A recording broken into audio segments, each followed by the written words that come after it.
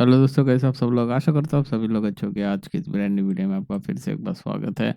आज की इस वीडियो में हम कवर करेंगे बीटीसी और इथेरियम और कुछ ऑल्ट्स कॉइन जो मैंने लिस्ट ग्रुप में दी है, वही कवर करेंगे।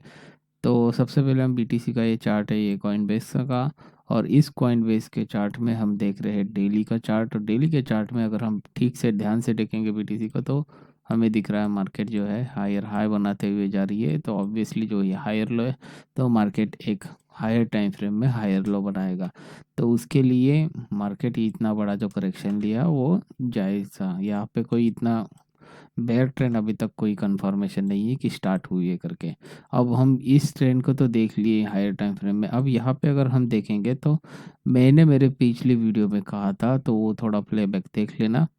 नीचे की ओर मार्केट आए अगर ऐसा होता है तो।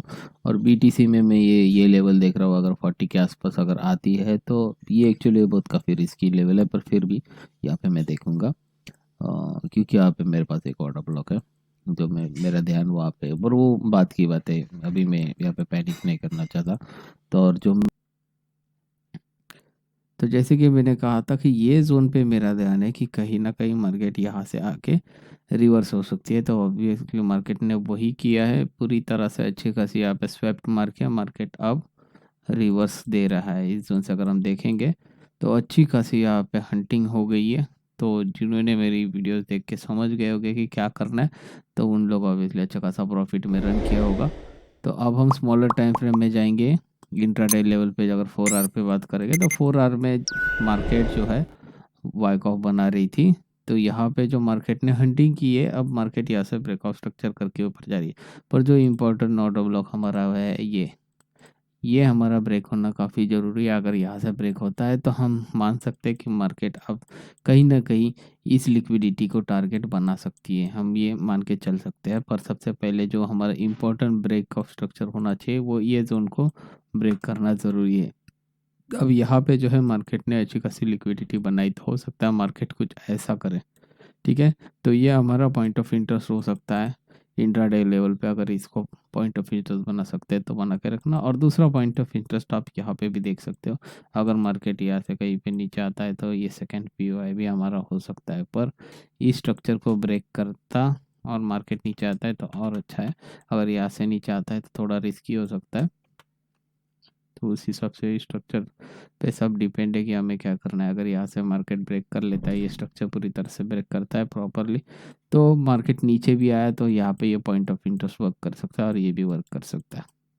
ठीक है, इंपॉर्टेंट स्विंग जो हमारा ब्रेक करने के लिए ये है। ऊपर अच्छा खासा लिक्विडिटी वॉइड पड़ी हुई है, तो इसको फिल करने के लिए यहाँ पे जो सप्लाई जोन है, यहाँ पे रिटेस्ट करने के लिए, और यहाँ पे जो हमारे पास अच्छी खासी लिक्विडिटी है, वो उसको आउट करने के लिए मार्केट ऊपर की ओर आ सकता है। ऊपर आने के लिए काफ़ी अच्छे खासे रीज़न है। नीचे आने का जो रीज़न है, जो आप हमें लगता है कि 30K तक जाएगा, बहुत सारे लोग बोल रहे हैं 30K तक जाएगा, तो मेरे लिए 30K आने के लिए रीज़न अब बस एक ही बचा है, वो है लिक्विडिटी वॉइड प्लस यहाँ पे हमारा सीएमई गैप। ये दो रीज़न है। यहाँ पे तो है कुछ एक्सचेंज पे, यहाँ पे इक्वल लो से कुछ एक्सचेंज पे नहीं है, तो थोड़ा कन्फ्यूजन है यहाँ पे। पर ये दो रीज़न है यहाँ पे, अगर हम देख सकते हैं वॉइड और सीएमई गैप। ठीक है, सीएमई गैप, ये दो चीज़ यहाँ पे मार्केट को नीचे की ओर खींच सकती है। बाकी अगर हम देखेंगे स्मॉलर टाइम फ्रेम में, तो स्मॉलर टाइम फ्रेम काफ़ी अच्छा खासा यहाँ पर रेंज में आते हुए अच्छा खासा हायर हाई बनाते हुए जा रहा है। तो फर्स्ट टीपी अगर आपको रखना है, अगर आपने यहाँ से पॉइंट ऑफ इंटरेस्ट अगर बाय भी कर लिया, तो और अगर आपने यहाँ से बाय है तो आप फर्स्ट टीपी यहाँ पे रख लेना कि कहीं कहीं अगर इस जोन पे आ जाता है तो आप अपना बुकिंग कर लेना। और जैसा मार्केट मूव होता है उस हिसाब से आप अपना स्ट्रेटेजी चेंज करते रहना है। नेक्स्ट कॉइन हमारा है इथेरियम। इथेरियम ने काफ़ी अच्छा खासा दोनों तरफ से ब्रेक ऑफ स्ट्रक्चर किया है। अब हमारा जो टारगेट और मेरे लिए बायो पॉइंट ऑफ इंटरेस्ट है, वो यही है। मेरा ध्यान पूरा इसी जोन पे, अगर इथेरियम कहीं पे आता है ऐसा नाश्ते नाश्ते अगर आ जाता है इथेरियम, तो ये जोन मेरे लिए पीओ है अच्छा खासा है। तो ये जोन के आसपास ही मैं देख रहा हूँ, करीब करीब 3080 के आसपास मेरा पॉइंट ऑफ इंटरेस्ट है इथेरियम के लिए। अभी मैं मार्केट में एंट्री नहीं ले रहा हूँ, मैं ऑब्वियसली थोड़ा वेट करूंगा और डबल कंफर्मेशन पे अच्छा एंट्री मिल सकता है। तो इथेरियम इंट्राडे लेवल पे ही अच्छा खासा पॉइंट ऑफ इंटरेस्ट है। अगर हम हायर टाइम फ्रेम की बात करें तो हायर टाइम फ्रेम में जो मैंने कहा था कि अगर यहाँ से मार्केट स्लिप हो जाती है नीचे से और आती है तो ऑब्वियसली हमारा जो डिमांड जोन है नीचे पड़ा हुआ वहाँ पे आएगा, और मार्केट ने वही किया। अब मार्केट यहाँ पे आ चुका है। अब यहाँ पे आके मार्केट थोड़ा बुलिश सीन दिखा रहा है ऑब्वियसली, क्योंकि ये हमारा डिमांड जोन है और इस डिमांड जोन के आसपास मार्केट बाइंग तो होगी। तो अगर बाइंग होती है तो पहला रेसिस्टेंस हमारा यही जोन रहेगा। तो यहाँ तक ये जो हमारी लिक्विडिटी वॉइड है, इस वॉइड को फिल कर सकता है मार्केट। और अगर यहाँ से ब्रेकआउट स्ट्रक्चर कर ही लेता है तो ऑब्वियसली एक बुलिश मूवमेंट हो सकती है, जो हमारी यहाँ की लिक्विडिटी आउट करने के लिए मार्केट मूव ऊपर की ओर कर सकता है। ठीक है, तो ये पॉसिबिलिटी है इथेरियम और बीटीसी में। थोड़ा सा एक डीप मिलता है पॉइंट ऑफ इंटरेस्ट की ओर, तो बाय के लिए देखूंगा। पर ऑब्वियसली इथेरियम में यहाँ पे हमारे पास एक स्लाइटली लिक्विडिटी पड़ी है, तो उस हिसाब से पॉइंट ऑफ इंटरेस्ट में आप कंफर्मेशन के बाद ही एंट्री लेना। डायरेक्ट लिमिट ऑर्डर समझ लो, ये पॉइंट ऑफ इंटरेस्ट हमारा, तो हम डायरेक्ट लिमिट ऑर्डर डाल के रखेंगे तो हो सकता है ऐसा लॉट हो। तो देखो पॉइंट ऑफ इंटरेस्ट में आने के बाद मार्केट किस तरह से बिहेव करता है स्मॉलर टाइम फ्रेम में, उस हिसाब से ही एंट्री ले लेना। क्योंकि अगर लेफ्ट साइड देखोगे तो बेयर्स जो है वो बहुत स्ट्रांग है। अब भी बस बुल्स की एंट्री होनी स्टार्ट हुई है, तो पॉइंट ऑफ इंटरेस्ट रखो पर उसकी कंफर्मेशन ले लेना। नेक्स्ट कॉइन हमारा आवे है। तो आवे को तो मैंने ऑब्वियसली मेरे ग्रुप में मैंने शेयर किया था कि रेसिस्टेंस है, मार्केट फेयर वैल्यू गैप है यहाँ पे, तो ये फिल करने आएगी। तो यहाँ से मैंने भी सेल लिया था, काफ़ी लोगों ने सेल लिया था। फेयर वैल्यू गैप फिल हुआ, डेली में ये जो ऑर्डर ब्लॉक है यहाँ पे टच होता है। अब मेरे को देखना ही है कि मार्केट यहाँ से मूव करती है कि अब अगर यहाँ से रैली पकड़ लेती है तो अच्छा खासा हमारा जो सेकेंड रेसिस्टेंस है अगर इसको ब्रेक कर लेती है वीकली रेसिस्टेंस को, तो हमारा जो नेक्स्ट टारगेट होगा वो यहाँ पे होगा अच्छा खासा। हाँ, 422 के आसपास मेरे को आवे जाते हुए दिख रहा है। तो वो ही देखना है कि मार्केट अब क्या करेगा। ये जोन जो ये ऑर्डर ब्लॉक है हमारे पास, ये ऑर्डर ब्लॉक में काफ़ी अच्छा खासा सपोर्ट करते हुए मार्केट ऊपर की ओर गया है। और पिछले वीकली ऑर्डर ब्लॉक था जिसने स्वेप्ट मारा है, तो काम तो करने वाला ही। नेक्स्ट कॉइन बीएनबी में अगर हम वीकली देखेंगे तो वीकली अच्छा खासा यहाँ पे ट्रेंड लाइन चल रहा था। इस ट्रेंड लाइन ने अच्छा खासा सपोर्ट कर दिया इस जोन के आसपास से। डेली में मेरी नज़र थी ये ऑर्डर ब्लॉक के पास, अगर आप मेरे साथ बने हुए हो काफ़ी दिनों से, तो मैं काफ़ी दिनों से बोल रहा था मुझे बीएनबी यही लेवल पे चाहिए, नहीं वरना मैं बाय नहीं करूँगा। पर यहाँ पे आने के बाद कोई बुलिश मूवमेंट ही नहीं दिखी, तो बाय नहीं हुआ। अभी कल से मैं देख रहा हूँ कि मार्केट अच्छा बिहेव कर रहा है, तो अब मैं एंट्री लेने की सोच रहा हूँ इस जोन पे। अगर इस जोन पे ये कैंडल पे ही मैं स्पॉट में देख रहा हूँ कि मार्केट आएगा अगर कहीं पे इस जोन पे रिटेस्ट पे, तो मैं स्पॉट में बाय द डिप ले लूँगा थोड़ा बहुत। आशा करूँगा कि अगर मार्केट इस जोन को ब्रेक कर लेता है तो यहाँ तक तो आराम से ही आने वाला है। तो ये कैंडल तक बुकिंग कर लूँगा, फिर बाद में अगर ऊपर और जाता है तो ऊपर की सारी लिक्विडिटी हंटिंग करेगा, वो बात अलग है। पर यहाँ पे बुकिंग होनी ज़रूरी है। अगर आप बीएनबी पे लेवरेज में हो, मार्जिन में हो, जो भी कोई भी ट्रेड में अगर आप लॉन्ग हो या स्पॉट में होल्ड हो, तो इस जोन पे आप प्रॉफिट बुकिंग ज़रूर करना। क्योंकि हो सकता है मार्केट फिर नीचे की ओर है, फिर अगर उसको ऊपर जाना है हो जाएगा, पर यहाँ से रिजेक्शन के चांसेस ज़्यादा है। ठीक है, तो इस जोन पे प्रॉफिट बुकिंग कर लेना।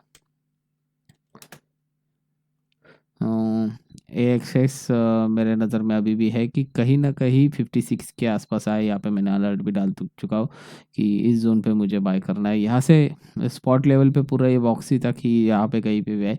पर और डिस्काउंट चाहता हूँ मैं AXS में कि अगर यहाँ से कहीं से मार्केट अगर रेसिस्टेंस लेके आ भी जाती है तो ये लेवल मेरे लिए लेवरेज और स्पॉट के लिए अच्छी रहेगी। 56 पे मैं बाइंग करना चाहता हूँ, क्योंकि अगर यहाँ से निकले, अगर हम हाई टाइम फ्रेम में देखें अच्छा खासा, तो वीकली में ये ऑर्डर ब्लॉक अच्छा खासा मार्केट यहाँ से अगर रिवर्स हो गई तो ये एक ऑल टाइम हाई भी बना सकती है ASX का। क्योंकि ऊपर का कुछ इतना खास मुझे रेसिस्टेंस लग रहा नहीं है, तो हो सकता है मार्केट कम से कम इस लेवल पे तो आए या फिर न्यू ऑल टाइम हाई भी ब्रेक करे, वो बात की बात है। पर इस लेवल तक तो आ सकती है मार्केट अगर यहाँ से कुछ रिवर्सल पॉइंट दिखे तो डेली टाइम फ्रेम में हम देखेंगे तो ये अच्छा खासा यहाँ पे मार्केट ने रिएक्शन भी दे दिया है। यहाँ से मार्केट ने एंगल्फ तो नहीं किया, पर अभी सेकेंड कैंडल जो है वो देखना है कि क्या करती है। अच्छा खासा स्ट्रक्चर बना के रखा है मार्केट ने, बुलिश स्ट्रक्चर है ये, काफ़ी अच्छा खासा है। तो देखना यही कि मार्केट यहाँ से सस्टेन करता है, यहाँ से बाउंस लेती है तो यहाँ पे बुकिंग करनी है। पहली बुकिंग यहाँ पे होगी हमारी, सेकेंड बुकिंग ऑब्वियसली यही कहीं पे नेक लाइन पे, जैसे कि आप देख सकते हैं यहाँ पे अच्छा खासा लिक्विडिटी पड़ा हुआ है। तो ऊपर के ऑर्डर ब्लॉक के आसपास अपनी बुकिंग कर लेना, अच्छा खासा प्रॉफिट मिलेगा एक्सेस में।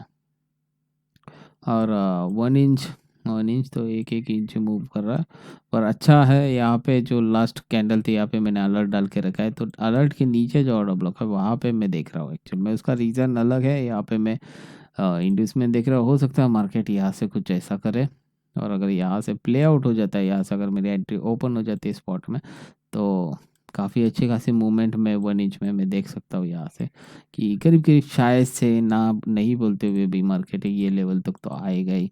1 इंच का 4, अगर एक एक डॉलर 1.8 के आसपास अगर मेरा बाइंग हो जाता है, और यहाँ से अगर मार्केट ऊपर की ओर चली जाएगी 4-5 डॉलर तक, तो अच्छा खासा प्रॉफिट मिल जाएगा। ऊपर की लिक्विडिटी आउट हो सकती है, पर वो बात की बात है।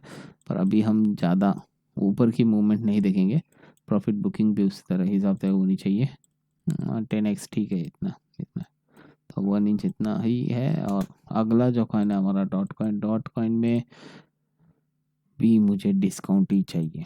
रीज़न सिंपल है, यहाँ पे अगर हम मंथली कैंडल देखेंगे तो मंथली कैंडल में अच्छी खासी एक हमारी ऑर्डर ब्लॉक पड़ी है, जिसने ब्रेकआउट स्ट्रक्चर ऊपर की ओर किया है। नीचे लिक्विडिटी है, इंगेजमेंट हो सकती है मार्केट अगर यहाँ से थोड़ी देर अगर बुलिश रही कुछ दिन, फिर बाद में अगर नीचे की ओर आती है, तो मेरे लिए डॉट 20 से लेके कहाँ तक क्लोजिंग है, 10-20 डॉलर से $10 के बीच का जो लेवल है, 13-12 जो भी है, डॉट अच्छा अपॉर्चुनिटी हो सकती है यहाँ पे बाय करने के लिए। फिर चाहे तो मार्केट फिर यहाँ से यहाँ इस लेवल तक जाए, 20-36 कहीं पे भी जाए, पर अगर यहाँ से अगर बाय द डिप मिलती है तो काफ़ी अच्छा खासा प्रॉफिट हमें मिल सकता है। यहाँ से नीचे भी जाए तो भी गम नहीं है, क्योंकि ज़्यादा नीचे नहीं जगह पर अगर आप यहाँ से आप ऊपर जाता है तो ठीक है, पर अगर यहाँ से मार्केट नीचे आता है तो लॉस तो होना ही है अच्छा खासा। तो बाय द डिप ये जोन, और बाय द डिप अगर और नीचे आ गया वर्स्ट के सिनारियो में, तो बाय द डिप ये जोन 8 से 4 के बीच में अच्छा खासा डॉट हो सकता है।